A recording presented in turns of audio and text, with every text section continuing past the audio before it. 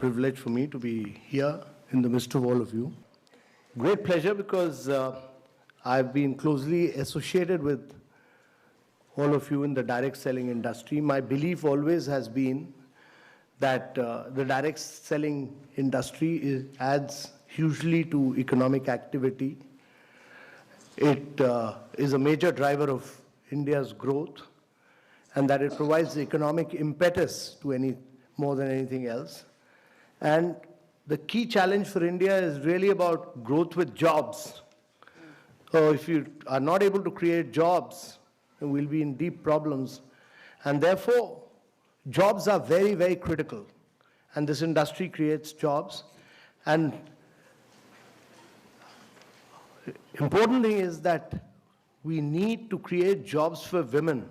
We need to create jobs for women because in India, the contribution of women to gross domestic product, that is our GDP, is only 17%. And worldwide average is around 40%. 40%, the gap between India and the rest of the world is enormous. 24% of women in India work, but the contribution is only 17%. And unless and until we don't, as a conscious policy, have gender parity, there is many more women to become economic drivers of growth, it will be very difficult for India to grow. And actually, if we are able to create gender parity, have 40% women working, we'll be adding $700 billion to India's GDP. Oh. So while we are growing at 7.6%, we need to grow at 9 to 10% per annum for 3 decades or more to be able to create jobs for a very young population. We are passing through a window of demographic transition, which rarely happens in history. Our population is very young. You know, the biggest social and economic transition that is taking place across the world is the fact that the population in Europe and America is getting older and older. The population in India is getting younger and younger, and it will keep getting younger till 2040. And therefore, if you have to reap this advantage, it can be a huge nightmare as well if you are not able to create jobs. So if you have to create jobs, there are only 2 ways. One is to push manufacturing in a very big way, and the other is to push direct selling. Yeah. So that many of you create jobs, you should also be able to do, right now many of you don't do manufacturing in India. Amway has started doing manufacturing in India, I know. So my compliments they've set up a big plant in South India. I have not seen it, but I've seen photographs of it, so I appreciate what Amway has done. But each one of the companies must start doing manufacturing in India. If you're going to sell, while we have brought systems, we've brought discipline, we've brought guidelines, we've done this, we drafted this long time back. It took Ministry of Consumer Affairs some time, but they finally issued those guidelines. So there's now everybody in government accepts that there are Government of India guidelines, clear guidelines. How you people are an integral part of now, that has given respectability. Earlier, you people were, many states, Kerala, West Bengal, many of you were seen as people who were doing chit funds. You are not doing chit funds. You are doing a very respectable profession.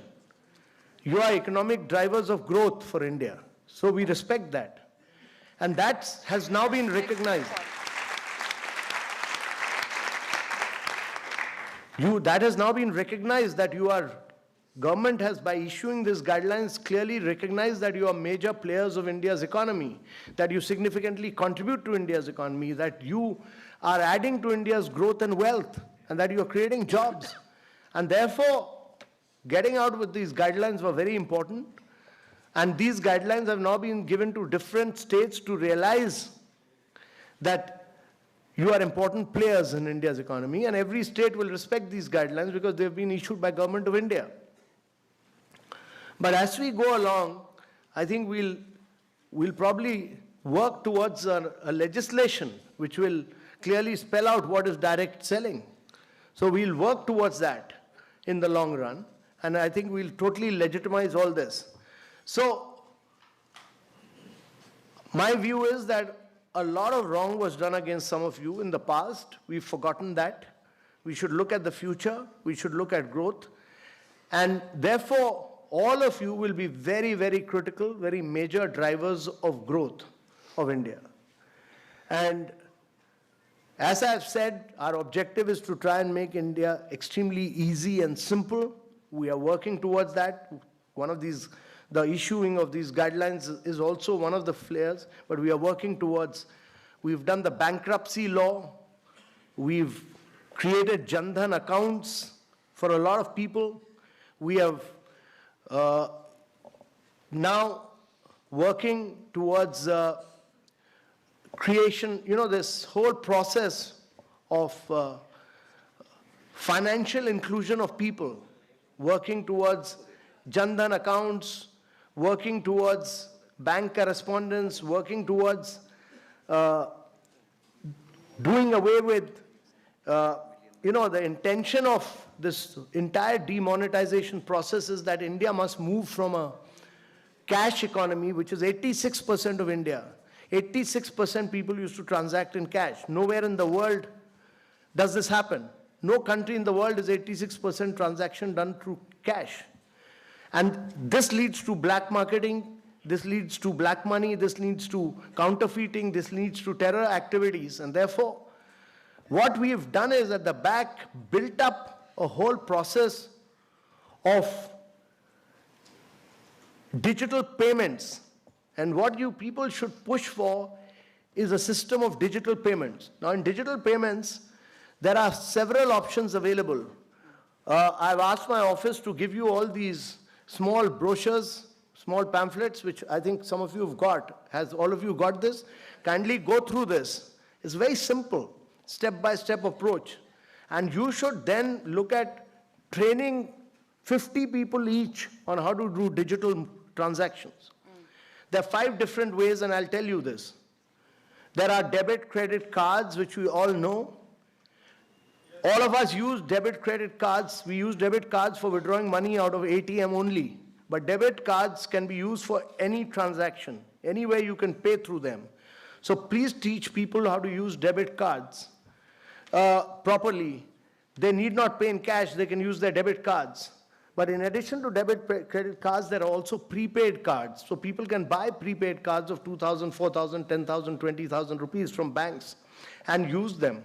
They are like people who are buying telephone cards to recharge their telephone. Similarly, they are prepaid cards. But then, important thing is that your mobile, this mobile, can be your bank. This is your bank. And this is your wallet as well. So this is your wallet, this is your bank, and in my mobile, I have several things. One is I have an app called the Unified Payment Interface. It's called the Unified Payment Interface, UPI. All banks are on that. All banks are on that. Please download this. Do it yourself and transact this because it's a very seamless, open, interoperable system. If all banks are connected, so any debit or credit that you do on that, you are not moving out of the bank. You're paying from the bank directly.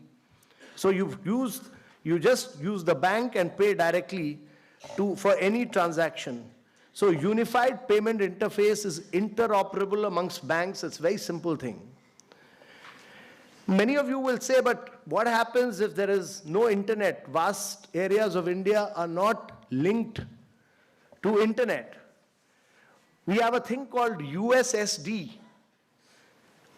USSD is nothing else but *99# on your phone. Just use *99# and ring it. And you'll get this.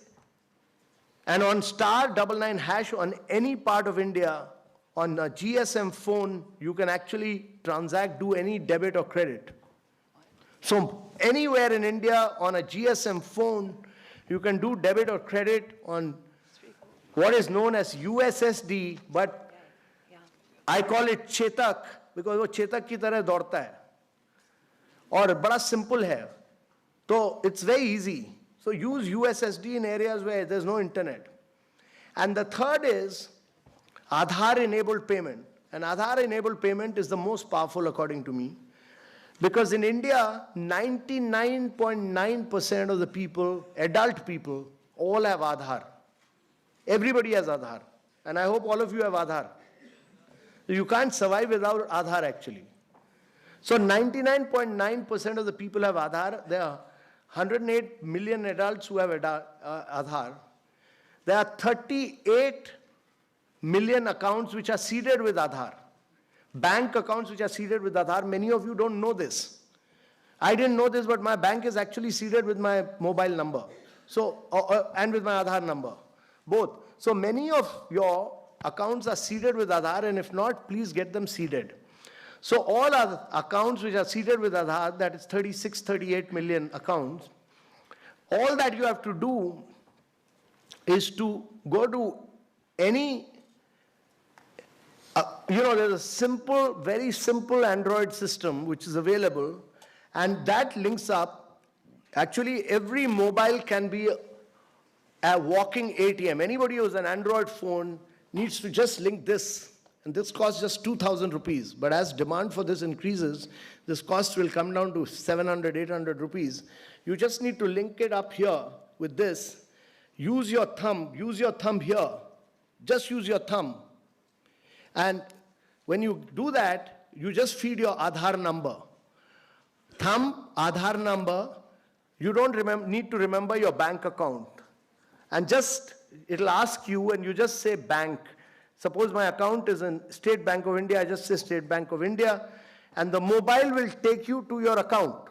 It takes you directly into your account, and from there, you can actually do debit or credit straight away. So just 3 processes: your thumb impression, your Aadhaar number, and your bank.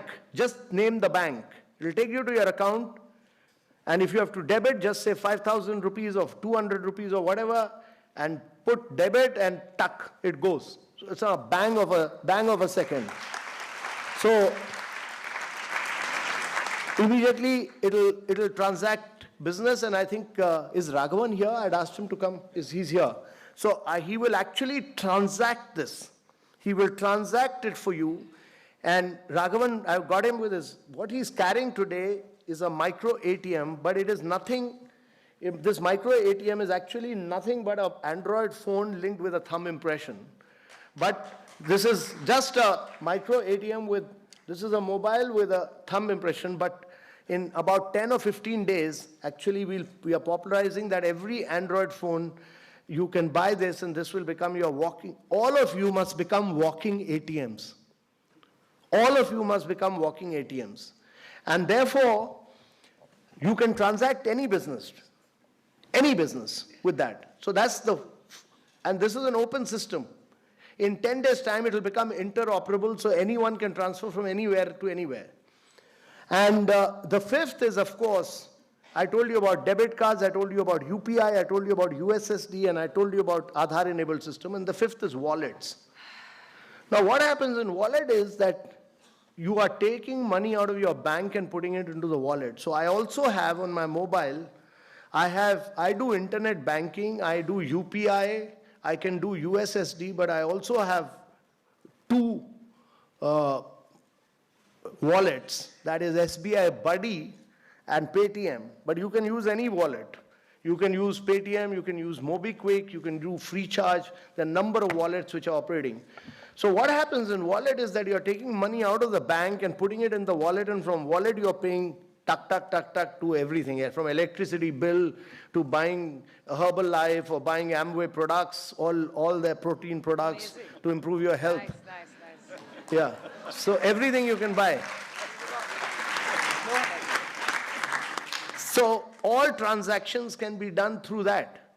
So there are 5 different methods: debit card, credit cards, prepaid cards, UPI, USSD, Aadhaar-enabled system, and wallets. 5 different systems are available. You use any one of them. And therefore, my challenge to all of you is that all of you must teach at least 50 people, from your maidservants, servants, to everyone at home, even elderly people. It's a very simple thing, how to do digital transformation of India. You know, 86% of India is cash. There's a lot of black money in India. Only 1% of Indians pay taxes. Indians are the biggest avoiders of tax. We've mastered the art of not paying tax. So we are all have to move towards formalizing the Indian economy, and this is, I look at this as a huge opportunity to transform India, because no country in the world has a billion biometric. No country in the world has a billion biometric. No country in the world has a billion mobile. By 2024, and I think now with this demonetization, by 2023, everybody will have a smartphone. And everybody's smartphone will be linked with this, will have actually an iris or a thumb impression. It will be a part of your mobile. So each one of the individuals in India will be a walking ATM. All Indians will be walking ATMs. You can transact business anywhere. And you can help others to transact business. So this is a huge opportunity for direct selling agents, all of you, to really push India into the digital age. And I see you people not as just direct selling agents, but agents who are going to transform India in many ways. And women learn this much faster than men. You know, women learn this all much faster than men, because, you know, when I was passing out of college in St. Stephen's, it was a male bastion. There were no girls allowed. But when my daughter got into St. Stephen's, it became co-ed the year I was leaving. And by the time, my daughter joined the college, almost 80% of the seats in the college are now taken by girls. And the previous principal had said that, we should give, it became a big issue because he said, actually, if you want St. Stephen's College to remain a co-ed college, then you have to give 10% extra marks to boys. So men protested, but actually when I went to Bangalore Christchurch College, the Vice Chancellor there told me that he gives 15% extra marks to boys so that it can remain a co-ed college. And even then, 70% of the students, despite 15% extra marks, 71% of the students were girls. So my view is that girls will continue to do better than men throughout, and we need to push that so that India's GDP improves.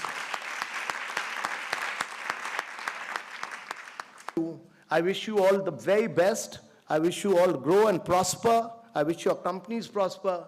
And I wish all of you and your families all the best, and may you become the key agents of change in India. Thank you very much, ladies and gentlemen. Fabulous.